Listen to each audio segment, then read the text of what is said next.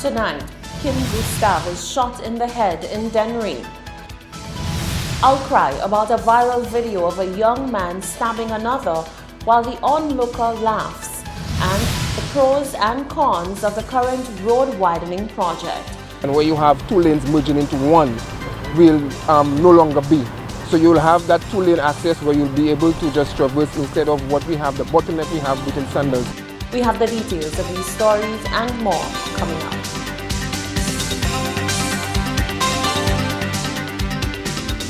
This is the Hot 7 Nightly News with Lovelace and Amy Joseph. Good night. It is Monday, the 12th of August, 2019. Welcome to the Hot 7 TV Nightly News. We're on Flow Channel 117, also being simulcast on Kiss FM 105.5 and 105.9. We're live on Facebook, and you can also watch on our free Caribbean Hot FM mobile app. I'm Lovely St. Amy Joseph. Thank you for joining us. The death of Kim Gustav on Saturday, the 10th of August in La Richousse, Dennery, near the Jouvet activity in the community, left many questioning why the carnival festivity was allowed to continue after the incident took place. Police officials confirmed that the shooting, though in close proximity to the Jouvet festivities, was not directly connected to the activity. Thus, carnival was allowed to continue. Solange Alfred tells us more. Law enforcement officials say the island's latest homicide occurred on Saturday, 10th August at approximately 5:15 a.m. and in close proximity to the Dennery Valley Jouvet activity. A press briefing held at the headquarters of the Royal St. Lucia Police Force provided Acting Commissioner of Police responsible for territorial policing, George Nicholas, the opportunity to disclose information in regards to the death of Kim Gustav. On Saturday, 10th of August this year, there was Jouvet activities at La Richousse in the Valley in Dennery. About 5:15 a.m., officers who were working the activities were alerted to a shooting that occurred in close proximity to where the activity was being held. The officers responded and found a motionless body of a male individual who was later identified as Kim Gustav lying on the ground. There was an apparent gunshot wound to the head. He was later pronounced dead by a medical doctor on the scene. A postmortem is currently on the way to determine the exact cause of death. Reports immediately following the death of Gustav indicated the Jouvet activity did not receive the green light from law enforcement officials to take place. This, Nicholas says, is categorically false. An approval was submitted to the Office of the Commissioner of Police for approval of the carnival activities over the weekend, including the Jouvet. And approval was granted by the Office of the Commissioner of Police. So any information to the contrary should not be entertained. Meanwhile, he says the carnival festivities were allowed to carry on despite the early morning execution-style shooting because the carnival and the shooting were in no way connected. Obviously, we would have made an assessment after the incident to determine whether we should or shouldn't continue with the activity. We decided that yes, we should continue with the activity. We were able to beef up the security presence there. And we also realized that the incident was not directly connected to the carnival activities that were happening. I mean, yes, it happened during the time of the Jouvet, but it was not directly related to the carnival activities. Additionally, we cannot allow a small group of persons who are bent on breaking the law to disrupt the whole normal flow of society. If law-abiding citizens want to enjoy themselves at an activity, and we as an organization should make it possible for that to happen. And we decided that yes, we are going to allow the activities to continue. We just had to do what we had to do in order to ensure the safety of persons who were patronizing the activities. Law enforcement officials say the investigation is currently still in the early stages. Therefore, a motive behind the murder of Kim Gustav, who was allegedly shot at point-blank range, has not yet been identified.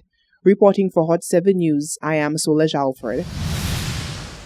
Meanwhile, carnival revelers who were part of the Valley Carnival in Dennery are stepping up to defend their community amid talk about the eruption of violence in the valley during the Juve celebrations. Winsbert Octilier, also known as Cash Money, and Cornelius Sapper say Dennery Valley Carnival has a solid reputation for fun and fetting without violence. That's strangers that come in the valley that put that problems in the valley.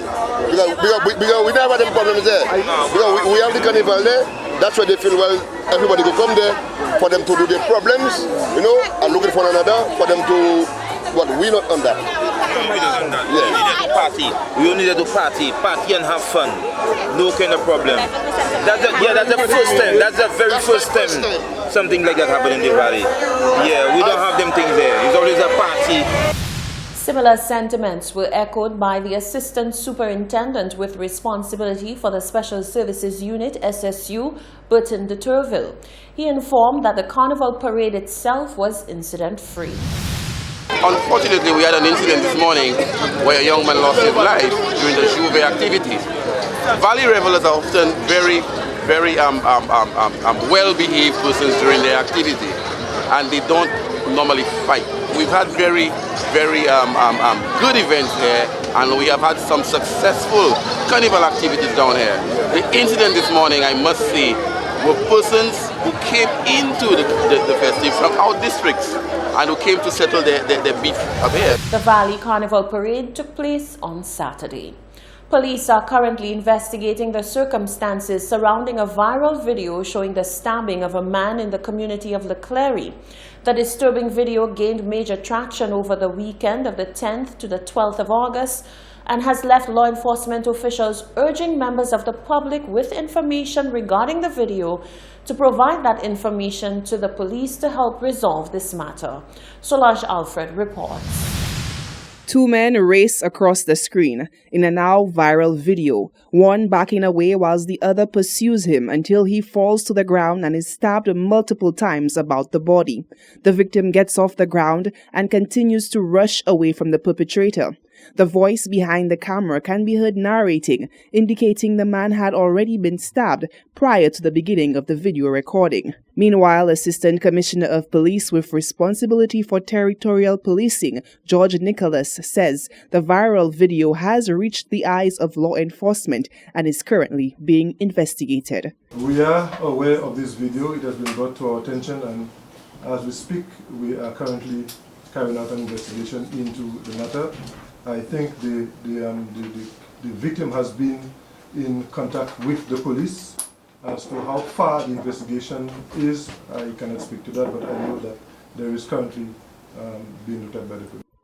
The light-hearted atmosphere surrounding the gruesome video has sparked outrage from members of society. Nicholas says the deterioration of the moral fabric of society is cause for concern. It tells the type of society that we have, that we live in now. I mean, nowadays, when somebody is crying out for help, instead of his neighbor or his fellow men going to offer a hand, they'll quickly pull out the phone and to record and to blast it on social media.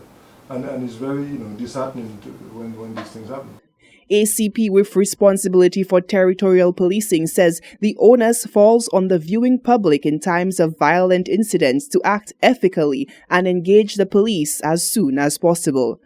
Every citizen has a civic responsibility to assist in maintaining law and order in society. So once you see a crime is happening, you have a responsibility to assist in whatever way possible. Instead of putting out your phone and record, you could pull out your phone and call the police. So I'm sure that there are ways in which one can assist without putting themselves in harm's way. Nicholas says the victim is not currently hospitalized and did not provide further details as to his condition. Reporting for Hot 7 News, I am Solange Alfred.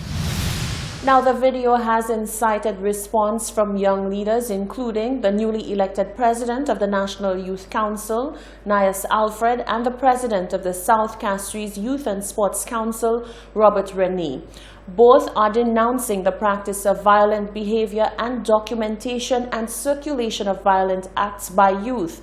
The president of the South Castries Youth and Sports Council, Robert Rennie, and a former NYC presidential hopeful, says the disturbing video shows a need for mobilization of efforts to target at-risk youth at the grassroots level. Yesterday I saw a video that was rather disturbing to me with a young man stabbing somebody in La Clery, I believe they said it was happening. And it really brings into focus the fact that we really have some issues going on among our youth that really needs addressing. One of the flagship programs we wanted to institute was, of course, a program called Help Me, Help You, where the National Youth Council Executive goes through various communities and speaks to young people on the ground. And we were hoping to collaborate with places like the National Television Network, NTN, to help facilitate that. So that way we would have gotten information as to how, what the needs of our young people are, what do they expect of our organization, and how we can help them. So they would provide us with that information firsthand by going into the communities. Incoming NYC President Nias Alfred says the mandate of the recently formed executive of the NYC looks to tackle issues of this very nature. Very unfortunate that it has come to this. Moving into the election, one of the things that we sought to address was the high unemployment rate in St. Lucia, which of course has a correlation, some correlation with the fact that persons are involved in a lot of criminal activity. And through our programming, we sought to make sure that we had things in place to ensure that young persons have something meaningful to do throughout the week, throughout the weekends. And through our Opening Doors of Opportunities program that we're going to launch, we want to ensure that it does not have to come to this, that young persons can actually get something meaningful to do on any given day. To ensure that they don't do that.